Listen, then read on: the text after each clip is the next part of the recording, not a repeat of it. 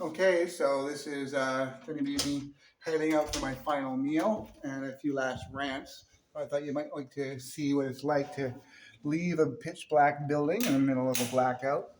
And that actually gives me a good lead into the first thing I want to talk about, which is precisely that. These blackouts are continuing to happen. In fact, they're increasing in time. And yesterday, for the first time, we had blackout that went on long enough. I gotta go slowly here, I'm gonna hit something. To actually go more than 24 hours in some parts of Havana. And that is a new problem, and it's scary. And it actually times very well with what was predicted about 3 weeks ago. It was said that we had about 3 weeks of oil, and at about this point in time, in this point in the future, was about the time that the promised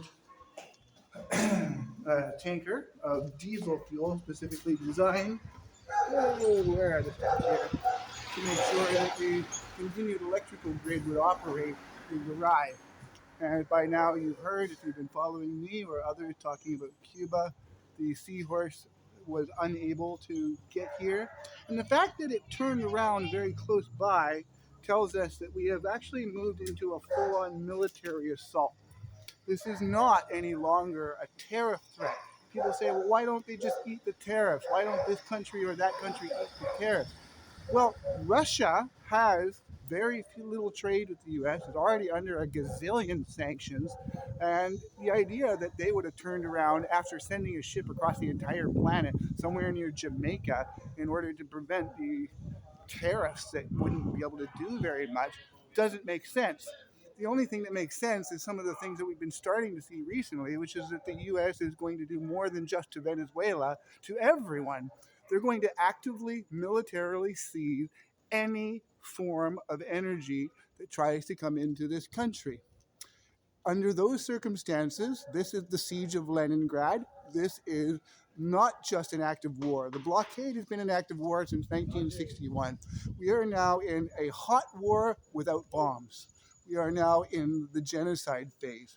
If we are actually at a level that there's no possibility of getting oil in without confronting the U.S. Navy, is Russia going to do that? Is China going to do that? The odds are not very good. And the fact is that this situation is very, very frightening. Because I'm about to leave, for my own personal reasons, and not because I'm some sort of superhero who can make a big difference, but I do feel absolutely almost ashamed of myself for being willing to leave right now. You don't leave your friends when they have cancer. You don't leave your friends when they have a broken leg on the road. And you don't leave them when they're about to get run over by a truck. That's when you throw down the most. And that's why we all need to be here as soon as possible. The thing is that March 21st is the date that we're supposed to see that flotilla come here. Interestingly enough, the flotillas that tried to go to Israel were intercepted and crushed militarily by the Israelis. What do you think is going to happen to the flotillas here? Is the U.S. really as fascist as the Zionists now? Well, I've taken to calling them the Yankee Zionists because of what they're doing in Iran and what they're doing to all of the outskirts of Iran, like the southern Lebanon, etc. There seems to be no difference anymore. I'm not really sure who did what when it comes to the bombardment campaigns that exist that took out the 120 odd girls that just had the gigantic funeral. So as you're talking or listening to me talk, you're noticing that the lights are on here. You know why that is? Just over here, which is where I'm headed, is there's a hospital. This is still a revolutionary socialist country. The priorities are still children, the elderly, and the sick. We still have people who come check in our homes every day. You'll notice that people are just going about their business. We're not seeing a situation right now where people are in any kind of panic. The simple reason, two things. One, very similar situations to this have existed before. Two, this is a population that knows when things are bad, they were raised with the values of you throw down and you help people. If there's an accident in the street, everybody answers that call. So, yeah, this is not the happiest of statements, but this continues to be the most amazing, beautiful place.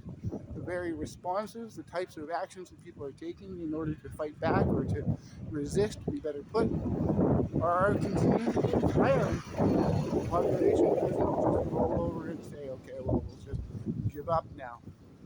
This is not a country where they're going to make a deal that allows their sovereignty to be usurped in order to get sanctions relief. There's a reason the U.S. is going to this extreme length, because the U.S. has gone to every other extreme length, and Cuba has always said no. We prefer our independence and our dignity. But I will say this, if you have resources and you bring your own power back up, or you find a place that's near a hospital, you will still be able to live here. If you have resources, and tourists do, this is still a very easy place to live and enjoy life. Unfortunately, you have to deal with the suffering that is starting to accelerate around us. Habana Vieja yesterday looked like the Habana Vieja of old, except there were more people begging for change. The situation of people that are asking for change feels more like mosquitoes than anything else.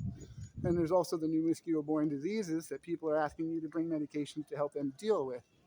Remember, if you bring in a single aspirin that is not from the right place and try to sell it to the Cuban government, you could get sanctioned and thrown completely out of the US's trading orbit, cut off completely from the largest trader in the entire planet that controls more than half of the global economy. So I'm doing a bit of a loop here, showing you all the areas around here with lights on. A good chunk of these are people's solar power. One of the major benefits that we can say is in the situation is that solar power has already been evolving around the country. You can see most of these areas here. These will be people with panels on the roof.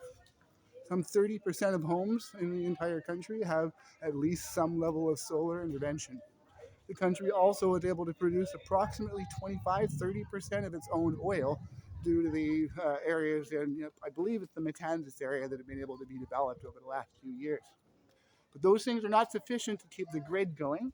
And what we are also seeing is that now we're at about $15 US a liter for oil. You're also seeing more than 2 months' salary for a tank of propane. So every kind of fuel is almost impossible to get. But where we're really dealing with is the escalation right now. Is this the end of oil? Is that why it's been a blackout for the last couple of days on an escalating level? You might notice yet again, some of the buildings around here have lights that look even larger than the ones you would see otherwise for solar areas. And for example, the street lights right above me over here, those street lights are there as part of the grid because over here we still have a revolutionary government that has a hospital as its priority. And you might have noticed in the past that many of the buildings in Cuba are famously run down on the outside appearance. That's never true of the hospitals. Children matter. Elders matter. All civilians matter. And the weaker you are, the more you're cared about here. The weaker you are, the more you're preyed upon by the motherfuckers who are coming from Florida and from Washington. And, in the case of Mark Carney, from Ottawa. Yes, we must face it as Canadians. Canada is not standing idly by. Canada is a participant in this.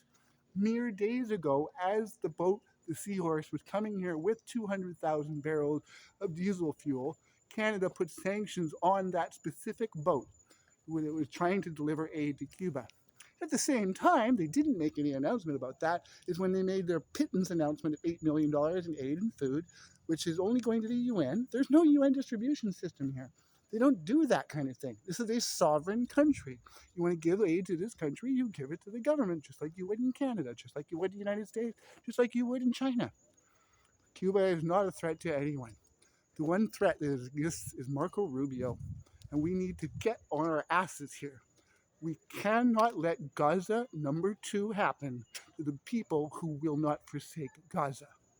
Viva la revolución, Cuba no está sola.